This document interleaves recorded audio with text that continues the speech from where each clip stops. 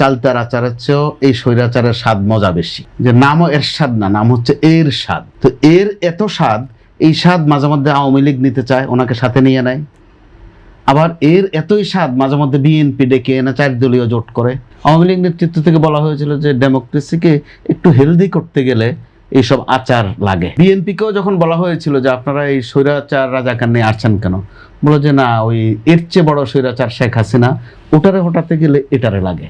90-তে যাদেরকে হটানো হলো তাদের নাম দেয়া হয়েছিল স্বৈরাচার, আর জেনারেল এরশাদ তাকে ওই স্বৈরাচার তার নামের অংশ হয়ে গিয়েছিল। তিনি একটা পর্যায়ে আর না করতেন না, স্বৈরাচার সম্বোধন করলে মাথা নাড়তেন। জুলাই যোদ্ধাদের কবর সংস্কারের নামে যে টাকা খেয়ে ফেলা হয়েছে, হঠাৎ করেই এনসিপি নেতারা এই অভিযোগ করছেন। এটা তো নতুন কিছু নয়, বিএনপি এলো 4 মাস, কিন্তু আমরা সংস্কারের কাজ তো অন্তর্বর্তীকালীন সরকারের আমলে শুরু হয়েছে দেখেছি। তখন তো তারা কোনো প্রশ্ন তুলেনি, কিংবা এখন হঠাৎ করে এই প্রশ্ন কি বিএনপিকে বেকায়দায় ফেলার জন্য, না তাদের উদ্দেশ্যটা কি? আসলে যেটা বলছিলাম আমি, মার্কেটিং, যে কখন কোন আইটেম আপনি মার্কেটে ছাড়বেন, কোন দোকানদারি করবেন। তো এই দোকানদারি আমাদের জন্য এক সম্ভবত কিছুটা ললাটার লেখন, অতটা কিছুটা বোধহয় আমাদের স্বভাবের অংশ। আমরা কখনো কাউকে মাথায় তুলতেও সময় নেই না, ঠিক ওই ব্যক্তিকে আবার পায়ে ফেলতেও সময় নেই না। যেটা স্পষ্ট খেয়াল করা যাচ্ছে,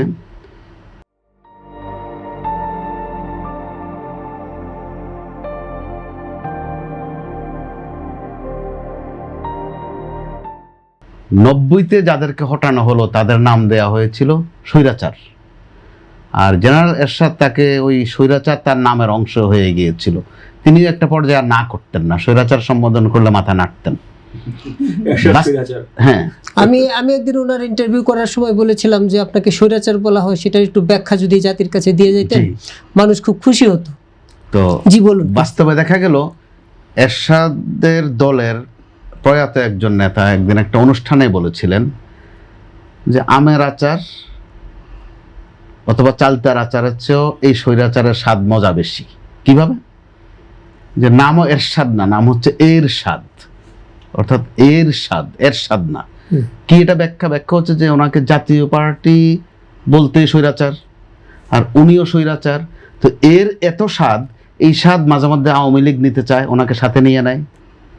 আবার এর এতই স্বাদ মাঝে মধ্যে বিএনপি ডেকে এনে 4 দলীয় জোট করে। তাহলে স্বাদের মাত্রাটা বোঝেন, এর স্বাদ হয়ে গেল এর স্বাদ। তো কেন? কারণ ওখানে ভোটের অঙ্ক আছে। আমরা গণমাধ্যমের জায়গা থেকে আওয়ামী লীগ নেতৃত্বকে প্রশ্ন করেছি যে তার নাম তো স্বৈরাচার, তাকে সাথে নিয়ে যে চলাচল করছেন, জামাতও কিন্তু মিলেছিল একসাথে, স্বৈরাচার আর রাজাকার এই ব্যাপারটা ছন্দ ছিল। আওয়ামী লীগ নেতৃত্ব থেকে বলা হয়েছিল যে ডেমোক্রেসিকে একটু হেলদি করতে গেলে এইসব আচার লাগে, সবটাই গ্রহণ করতে হয়। আবার বিএনপিকেও যখন বলা হয়েছিল যে আপনারা এই স্বৈরাচার রাজাকার নিয়ে আসছেন কেন, বলো যে না, ওই এর চেয়ে বড় স্বৈরাচার শেখ হাসিনা, ওটারে হটাতে গেলে এটারে লাগে। আপনি দেখেন কত ধরনের মজাদার তথ্য তারা দেন, যে তথ্য আপনার আমার জোগাড় করতে অনেকদিন সময় লাগে, কিন্তু ক্ষণে ক্ষণে তারা কিন্তু ডায়াস থেকে তথ্যটা দিয়ে ফেলেন। গত কয়েকদিন আপনি দেখেন, যাকে ফ্যাসিস্ট বলতে বলতে মোটামুটি তারাও এখন আর খুব একটা আপত্তি করে না। আবার ঐকমত্য শুনতে কত ভালো লাগে। তো ঐকমত্য জফলার বিষয় আছে, বানানে ভুল হয়, একমত শব্দটাই ব্যবহার করি, একমত হওয়া। তো একটা একমত তো এখন আমরা হয়ে আছি সবাই। সাবেক প্রধানমন্ত্রী যিনি শেখ হাসিনা, তিনি আসতে চান, অর্থাৎ একমত হয়েছেন। আবার সরকার ধরে আনতে চায়, তো উনি যখন আসতেই চান তাহলে আর ধরে আনা লাগে না। দেখেন কি সুন্দর একটা ঐকমত্য হয়ে গেছে। কিন্তু বাস্তবে কি হচ্ছে? বাস্তবে শোনানো হচ্ছে, ইন্টারপোলকে বলা হয়েছে, লাল কার্ড দেখানো হয়েছে, অর্থাৎ আমাদের সাথে এক ধরনের একটা মশকরাই কিন্তু চলছে। এই সুযোগে দেখেন বয়ান কিভাবে তৈরি হচ্ছে। গত 3-4 দিন ধরে একটা নতুন একটা কথা নতুন করে বলা হচ্ছে যে ওই যে 2-3-4 আগস্টে যে হেলিকপ্টার থেকে বোমাগুলো ছোড়া হয়েছিল, ওগুলো আসলে বোমা ছিল না, গুলিও ছিল না, ওগুলো ছিল পানি। আচ্ছা, পানি ছিল। এটার কারণ কি এই তরিকা হঠাৎ করে হাজির করা? আপনি যখন হাইপ তৈরি করতে পারবেন, যেটা বলবেন রাজনীতিবিদদের এত সুবিধা আছে, সুন্দর করে থ্রোয়িংটা করতে পারলে সবাই হো হো করে, না করে না কেউ, তার ভাগে মিলে কিনা, অর্থাৎ এই ভাগযোগের একটা বিষয় আছে। তো কিছুদিন পরে যে বলা হবে, আরেকটা কিন্তু বাজারে ছেড়ে দেওয়া হয়েছে নতুন করে, যে শেখ হাসিনা কিন্তু পদত্যাগ করেননি। 3 পৃষ্ঠার একটা ছিল, এটা উনি বেনেটি ব্যাগে করে নিয়ে গেছেন। তো এটার তো পরবর্তীতে ধাপ থাকতে পারে। এবং আন্তর্জাতিক গণমাধ্যমে সাক্ষাৎকারেও শেখ হাসিনা এই বিষয়গুলো হ্যাঁ বলছেন। বলেছে। আবার এর আগের বলছিলেন যে হুট করে বা চট করে একদিন চলে আসবে, এখন কিন্তু সময়ও বেঁধে দিয়েছেন। তার মানে তো ঐকমত্য মাশাআল্লাহ ভালোভাবে আছে। তার উপর দুদিন পরে যখন আপনি বলবেন যে আমি তো পদত্যাগ করিনি, আমি ওখানে একটু হিজরত করতে গেছি, বিপদে আপদে জায়গা বদলকে বলে হিজরত আচ্ছা, ধর্মীয় পরিভাষায়, যে আমি ওইটা করতে গেছিলাম, এটাও খাবে মানুষ। কারণ ওই ঐক্যমতটা আপনি যেটা বলছেন এটা কাদের সঙ্গে, আওয়ামী লীগের সঙ্গে কারা করছে? এরই মধ্যে ঐকমত্য শব্দটারও তো আসলে ফাংশনালি কোনো অর্থ নাই।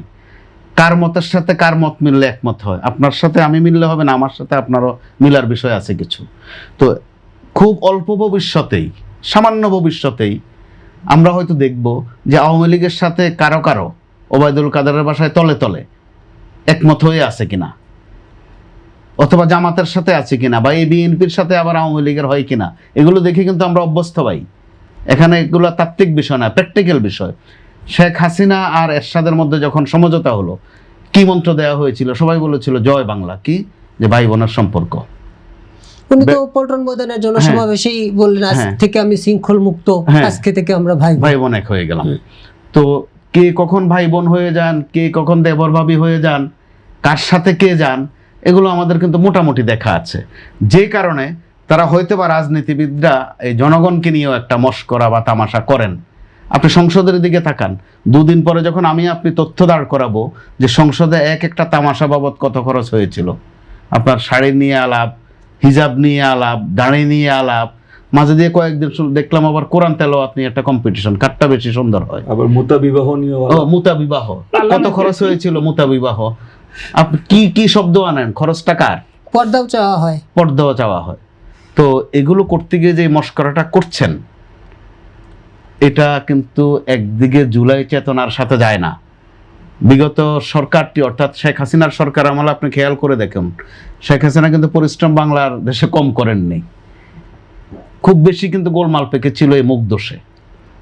যখন এক একটা বলতেন, এতে করে সারাদিন কোন ভালো কাজ করেছেন ওইটা আলাপে আসতো না, কখন কাকে কোন গালমন্দটা করেছিলেন।